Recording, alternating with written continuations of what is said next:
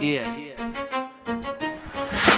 Welcome to the place where the truth comes first. Breaking down the headlines, separating facts from the worst. No fear, no bias, no agenda to hide. Just real conversations from the other side. Hollywood lights, street stories, what's really going on? We ask the tough questions long after the hype is gone. Different perspectives, every voice is a shot. Hey, what's up, Hollywood besties? This is Alan Thompson with More Based Off. All right, y'all. At this point, I don't know if we are watching Atlanta Street interviews anymore or an ongoing reality show where every episode ends with somebody arguing, somebody getting kicked out of somewhere, somebody accusing somebody of something, and now Mark is in handcuffs. So we know that from the previous video that something happened where the cop showed up and he was detained. But now he has shown the footage from what actually happened. Yes, Marcus in handcuffs. And I'm sorry, when I saw this footage, I was cracking up because Marcus is standing there trying to explain to the police, oh, we're just filming. Everything is legal.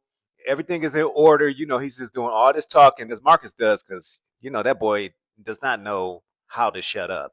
He's the type that, what do they say? You have the right to remain silent, when you are detained or when you're arrested. And as we saw here, he's just yapping, yapping, yapping, talking, you know, and then you say everything is legal. Like, it's just like, shut up. Even if everything is legal, you're being wrongly accused.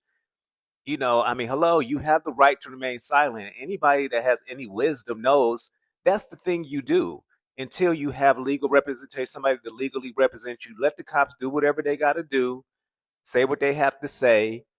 And the best thing for you ever to do when you're arrested is to shut up because we already know anything that you say could possibly incriminate you. But old boy just like to run his mouth, just talk. And then whenever he keeps talking, normally he does incriminate himself. Anyways, as we know, apparently everything was not in order because currently you got handcuffs on, your hands behind your back. Now granted, he was only detained, and of course they let him go because they figured out what was going on. But I'm just saying. So, before we, I go running with anything with this, again, he was just detained. He was not arrested, even though that's what he put in the title of that video, the previous video, that he was arrested. So, but apparently he was never arrested or charged with anything after all of this was over and he was released. But how did we even get to that point? So that's the part right there. Because remember that guy from California who walked up while Marcus was filming Fiesty and Tragedy?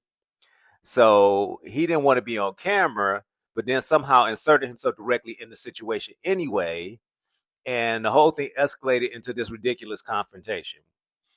So apparently from that situation, that led to the police getting involved. So I'm thinking that guy ended up calling the police on them and probably gave them Marcus's description and said that, he hit Feisty or something like that. So anyways, Tragedy was apparently recording the whole moment when Marcus was detained and everything like that.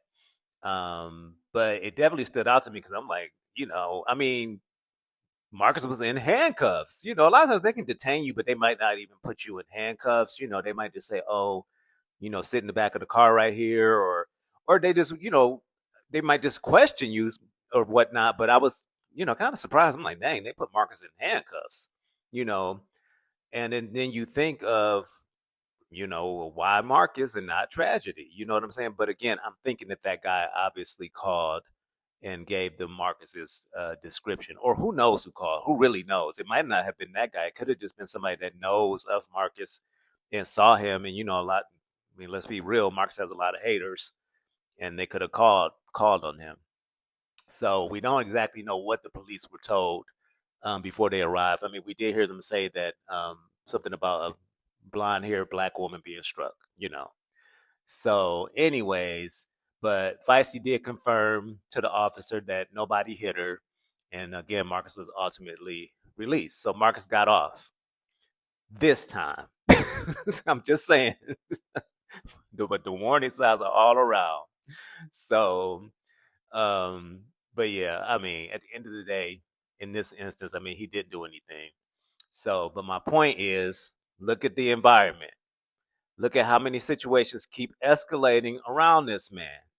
Arguments, threats being alleged, people screaming, police showing up, people getting kicked out of places, people confronting the camera. And now we have Marcus standing on the sidewalk in handcuffs. And at what point do you say, maybe I need to change how I'm moving? Because the warning signs are everywhere. I mean, we have been seeing the warning signs like hitting us in the face in all of these videos practically since he's been back to putting out these videos. And it's like almost like everybody else is clearly seeing these warning signs, but Marcus. But apparently, getting detained wasn't enough to make anybody go home and reevaluate their life because by the next day, we right back at it. Here we go again. Marcus is back to filming Fiesty and Tragedy because, of course, he is. I mean, at this point, this is all he's got that is even remotely interesting going on, so far as content on this channel. And this is after everything we've watched over the past several days. Marcus supposedly had fired them. Then they're back together. Then they're arguing. Then we're talking about threats and receipts. Then we're kicked out of Candyland. Feisty getting in tragedy getting kicked out of Candyland. Then this random guy interrupts their interview. And now Marcus gets detained. But the cameras are still rolling. You got to keep the moments coming, no matter what, oh, this could be the moment, to give me my views and likes, so it's good for content at the end of the day, I guess. But you really cannot make any of this up. I'm just saying. And this conversation takes place after Polo finally got the keys to his new place. So this is like the next day. He meets up with Fiesty and Tragedy again. And so now they're having a conversation after Polo has gotten his new place. And before we go on to talk about the foolishness, I do want to stop here and give Polo his kudos. Yes, Polo, you finally got your new place, your new spot. When are you inviting us over for a barbecue? You see, you got the little backyard with your little deck out in the back. So, you got to invite your cousins over for that barbecue. So, yeah. But, whatever anybody thinks about Polo, and, I've had things to say in the past, getting his own place is definitely a positive step, period. So, that's the end of that. We definitely are happy that Polo finally has housing. We definitely have watched Polo go through a lot. You know what I'm saying? So, at the end of the day, this is a great thing for Polo. I hope he does what he needs to do. Hey, get that YouTube page popping, get that content put out there. So, congratulations to you, Polo. We were all very happy for you. Well, I'm happy for you. Let me speak for myself. And hey, do what you got to do. Make it work. Make it happen, boy. My boy, because that's definitely a positive thing to be in housing now. So moving back to the foolishness. So before Polo went to get his keys, there was that whole spectacle with Polo, Feisty Tragedy, Marcus, and the stud chick, Tank, piled up in Marcus's Jeep. So chaotic. I'm just saying, it was so chaotic. Apparently, they stopped at a store, and Feisty and Tragedy were holding things up while Polo needed to go meet his landlord to get his keys. Feisty and Tragedy, they were in the store doing whatever, trying to get nachos and arguing at the ATM. So eventually, Feisty and Tragedy got left behind, which was probably the smartest decision. I mean, clearly. I mean, because it's like, it was too much going on. So now Feisty is talking about Polo, who, as we all remember, is her ex. And Marcus asked her whether she's jealous of Polo. So Feisty starts explaining something about Polo possibly having a problem with Tragedy and Polo supposedly acting a certain way. And so I listened and I really tried, but when it comes to Feisty, it's like, I just couldn't figure out what she was trying to say. The story was all over the place. And this one, I don't know, it was just all over the place. And this is just one of my ongoing things with Feisty where I'm just like, I can't even just figure out what she's trying to say half the time. So I give up. So Feisty will start telling the story at point A, somehow arrive at point Q, make three long stops along the way, and then everybody is supposed to understand what happened. I don't. So the bottom line appears to apparently be that there was some tension involving Polo and tragedy. And quite frankly, Polo had somewhere to be. So I understand him telling Marcus to leave them. I mean, the man is going to get his keys to his new home. Like, what the heck? Like, and y'all are acting a fool. So, I mean, this was probably not the day to make Polo late. He was already waiting how long and to get into a place, and for various reasons, it was never happening. It's like, let this man go get his keys, while y'all trying to have a moment on camera, you know? So, anyways, then we get back into this issue of Feisty going onto another person's channel. And you know how she goes on to different people's channels and on their panels. And Feisty says she doesn't want to do that anymore because whenever she goes on these platforms, she gets attacked. Now, this actually might be one of the smarter decisions Feisty made or has made if she sticks to it, because you definitely don't have to go everywhere you're invited. And it would be smart not to just be going on all of these panels. But I think she does it, of course, because, the cash apps, whatever little money she gets from it. But I mean, especially when you know what the conversation is going to be, it's just like a lot of that is like, if you don't have to, I don't blame you for not going on a lot of those panels. But here's the bigger problem. Everybody around Feisty seems to want to control where she talks, who she talks to, and what she says and what version of events she gives. Marcus gets upset when she goes on panels. Tragedy inserts himself into everything. Other content creators are contacting her, and Feisty herself seems to change direction depending on who she's standing next to at that particular moment. Which brings us up to this mysterious text message. So remember that text message? Apparently, Feisty showed Marcus a text that she presented as coming from Ant. And supposedly, the message was basically telling Feisty that she shouldn't allow Marcus to portray her in a certain way. Well, Marcus confronts her about it, and come to find out, it wasn't even Ant.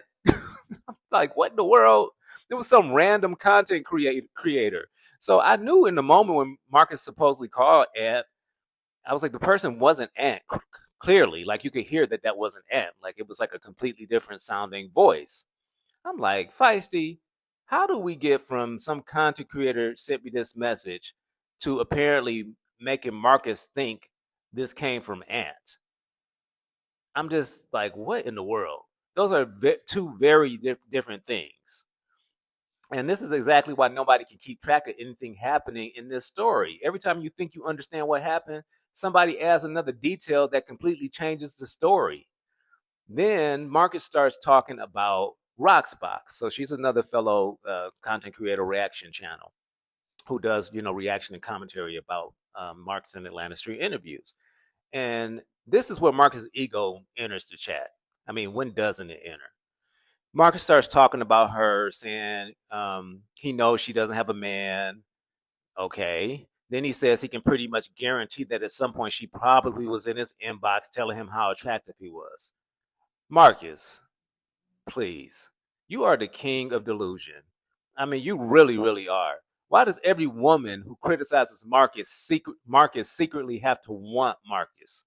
Why can't somebody just think your behavior is ridiculous? And this whole idea that reaction channels are somehow obsessed with Marcus, newsflash, we are reaction channels. Reacting is literally the content. Yes, people react to Atlanta Street interviews because Atlanta Street interviews has a large audience. Yes, creators make videos about Marcus because Marcus constantly provides things to talk about. And yes, people are making money doing it. That's YouTube. Roxy is making her money. Other reaction channels are making their money. I'm making my money. And guess what? Marcus is making his money. It's give and take. And to the people that always say, well, y'all wouldn't eat if it wasn't for Marcus. Marcus, yeah, that's kind of how it works. And Marcus wouldn't eat if it wasn't for Fiesty and Tragedy and Ileana and Tone and Polo and all of the people he gets his content from. It's give and take, people. Figure it out. Marcus puts the content into the ecosystem. People watch it. People discuss it. Reaction channels react to it. Their audiences discuss it. Some of those viewers go back and watch Marcus. That's the internet. And many reaction creators, myself included, actually watched Atlanta Street interviews because we enjoyed the channel. Then we watched the channel change, which watched the content change. We watched the relationships with these subjects change, and naturally people started talking about it. Marcus, you should be happy people are talking, good or bad. I've heard you say that. Good or bad is, at the end of the day, they're talking about that's bringing traction to you. The dangerous thing for a content creator isn't criticism. It's when nobody cares enough to click anymore or talk about you. So stop thinking everybody who talks about you either hates you, wants you, is jealous of you, or is obsessed with you. Sometimes you're just the topic. Anyways, moving on from that. Somewhere in all of this, they start talking about booking the Airbnb, which they had brought up in another video. And then Feisty brings up that picture of Marcus that's been floating around. So I don't know if a lot of y'all know about it, but there was this picture released of Marcus that's been floating around in a compromising position. Like, okay, it's like, that type of picture, of him in a certain position that could be considered basically, a little trying to be, I got to be careful with my words on YouTube. Anyways, it has him in a compromising position. I don't believe the picture is him. I don't think it was AI generated either, though. That's what Marcus is saying, that the picture was AI generated. I don't think it was AI generated. I think it's a real person, but I don't think it's Marcus. But anyways, it is what it is. We get how people will release certain things trying to say something to somebody, and it's really not. But it's like an illicit picture of him in a position that a non-straight man would be in. But anyways, Marcus starts lecturing Feisty, and Marcus tells her she needs to stop listening to everybody, stop believing everything people tell her. That she's the needs to be the anchor for his channel. She needs stability. Blah blah blah blah. And I'm sitting here thinking, Marcus, you expect Feisty to be the grounded one? Sir, look around. This entire situation is unhinged. Feisty clearly struggles with processing situations consistently. Tragedy is standing there appearing completely out of it half the time, high. And Marcus somehow believes he is the voice of reason in this equation. No. That's three different varieties of chaos standing right there on the sidewalk. And Tragedy and Marcus, then they start going back and forth again, like, the little kids they are. Marcus acts just like Tragedy. That's such the irony in all of this, when he always tries to call Tragedy out. Meanwhile, like I said, Tragedy is high out of his mind. It's just like, oh my God, this is just crazy. And it's like, looks like it's probably 2 or 3 in the morning where they're all out there carrying on like this. But underneath all of this, to me, there's still something serious here. Marcus keeps behaving as though the storm has passed. It hasn't. There are still serious allegations surrounding Marcus. And to be clear, the allegations are just allegations right now. But those allegations did not magically disappear because Feisty came back and now you back to business as usual. I'm just saying. And they certainly didn't disappear because Marcus was released from handcuffs after this completely separate situation. So when I see Marcus right back outside, right back in the same environment, right back, to the foolishness of arguing, right back surrounded by the same people, right back to creating the same type of chaotic situations, you have to ask, what lesson did you actually learn? Because from where I'm sitting, not much. This whole video was shenanigans, absolute foolishness. Marcus in handcuffs, Feisty talking about Polo finally getting his apartment, which was a great thing. That wasn't this particular video, but they talked about that in this video. So again, congratulations to Polo on that. Tragedy and Polo apparently having some kind of issue. Feisty confusing Ant with some random content creator. Marcus coming for reaction channels. Marcus apparently believing women criticizing him secretly want him. First of all, Marcus, where are all these women that want you? Because again, we have seen all the women you've quote unquote been with and dated. It's been all your interviewees, and they have not been catches. Let's just be quite honest. Where are all these women that want you? I mean, we've been following you for some years now. You mean to tell us you just hidden all of these high level, high caliber women that want you? Where are they at? Anyways, compromising pictures, Airbnbs, panels, arguments, tragedy looking completely gone and out of it. And somehow Marcus still believes he's the sane one in this situation. You cannot write this stuff. And that's why I do one thing I do believe Marcus is telling the truth about. This stuff is not scripted, y'all. Like he said, he's too lazy to do scripted content. And from somebody that's in that industry, trust me, it's not scripted, because scripted content is hard to do and it takes work. And can't none of them pull scripted content off. This is just a bunch of crazy people coming together thinking that, they're doing something. And it's just a bunch of mess, and we like to watch it.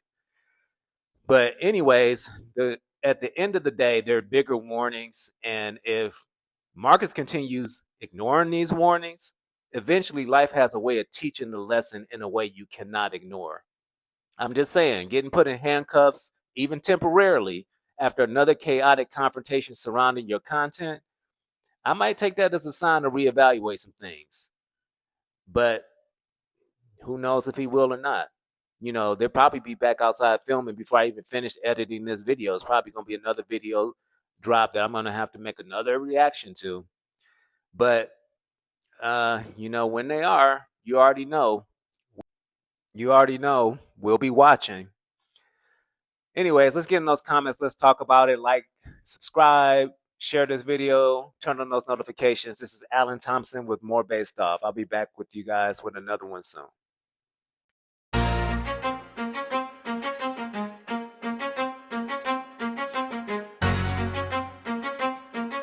Yeah. Welcome to the place where the truth comes first, breaking down the headlines, separating facts from the... Thanks for watching More Based Off. If you enjoyed today's video, please like, subscribe, comment, and share this video with someone who would enjoy it too.